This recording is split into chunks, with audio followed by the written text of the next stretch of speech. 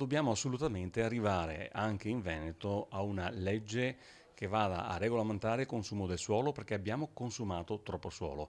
Siamo pieni di edifici, di capannoni vuoti e continuiamo a distruggere territorio agricolo che è fondamentale per le coltivazioni e l'agricoltura, ad esempio. Pertanto è una legge importantissima.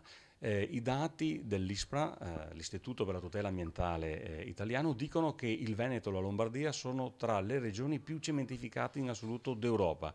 La media italiana di consumo del suolo, sempre dai dati dell'ISPRA, è di 8 metri quadri al secondo, una cosa che sembra quasi impossibile, eppure è un dato scientifico che l'ISPRA ha prodotto grazie a uno studio presentato alla Camera dei Deputati.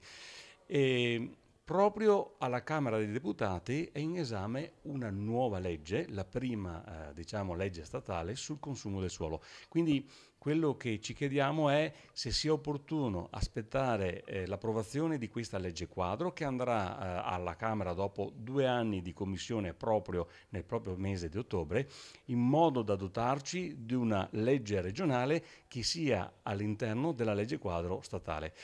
Forse correre troppo per arrivare a una norma che dopo dovrebbe essere subito rivista in veste, diciamo, nazionale, potrebbe portarci a dover fare un lavoro doppio. Sicuramente resta l'emergenza, abbiamo consumato troppo suolo, dobbiamo porre un freno a questo spreco di territorio che ha sicuramente degradato le nostre campagne e ha anche diminuito la qualità della vita dei cittadini del Veneto. Dobbiamo capire dalle associazioni di categoria, ma anche dalle associazioni di volontariato, dalle varie istituzioni territoriali, gli enti parco, i comuni, quindi i sindaci e così via, qual è la situazione a livello veneto, quali sono le esigenze, quali sono le particolarità che dobbiamo inserire in questa norma. Quando si fa una norma deve essere fatta bene, quindi è giusto sentire tutti gli stakeholder.